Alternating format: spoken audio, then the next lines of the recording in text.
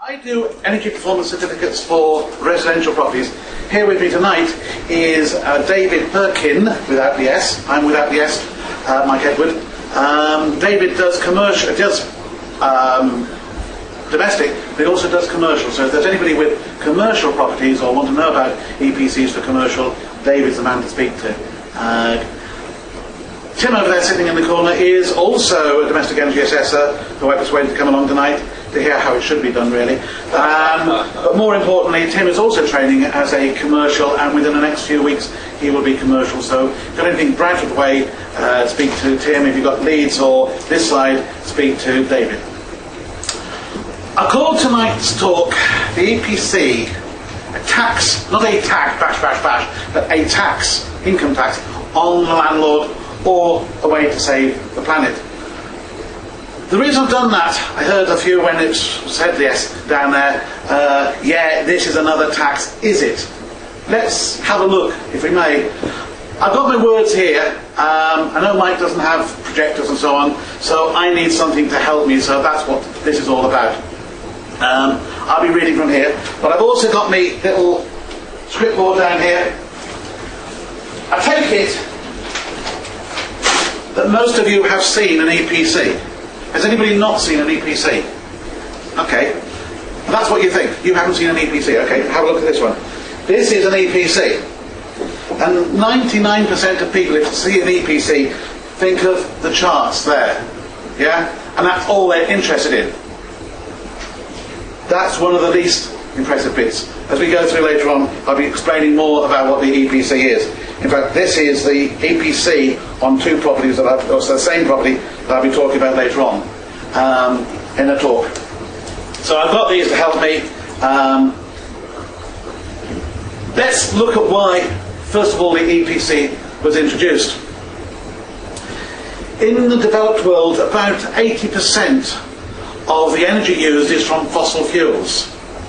In Britain, it's in fact 90%, and that comes from Dr. David Mackay in a book called Sustainable Energy Without Hot Air. Really good book, well worthwhile to read if you can get into it, but it's quite an easy read. Why are we addicted to fossil fuels? Fossil fuels are very easy to get out of the ground. But at some point they are going to run out. What we're using today, we can't use tomorrow. It's not renewable. So every time we want a new source of fuel, we've got to start digging for it, finding it, refining it, getting it here, and so on. Can only use it once, never use it again. So eventually that's going to run out. I don't mind really whether you think global warming is a particular thing, even if you just remember that fossil fuels are going to run out. Yeah, we'll talk about global warming a little bit later on. But fossil fuels are going to run out before too long. Burning fossil fuels is having a measurable effect and dangerous effect on our climate. I don't think as many people can argue with that. And Britain drastically needs to reduce our fossil fuel consumption. Remember last winter? What happened? Russia turned the tap off. Whole swathes of Europe didn't get any fuel. Now they now built a pipeline from the continent into Britain. Where's a lot of our stuff coming from? Across there. Who's controlling our stuff? Yeah? Is it making sense? That we've got to try and think of ways of reducing our addiction to fossil fuels.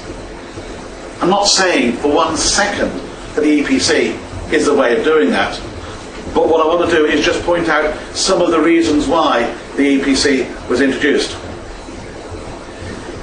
Being said by Sanjeev Kumar, who is the European, I'll read this off here, the European Policy Emissions Trading Schemes Coordinator, you should know, that huge swathes of the UK, the Netherlands and Portugal will disappear if climate change does take off in the way they're saying it will. The disappearance of countries like Bangladesh will result in millions of people fleeing. And you guess where they're going to flee to, can't you? On our diminished island. Yeah? It is frightening. It really is. And he went on to say, there's no more room for carrots. It's got to be sticks, sticks, sticks.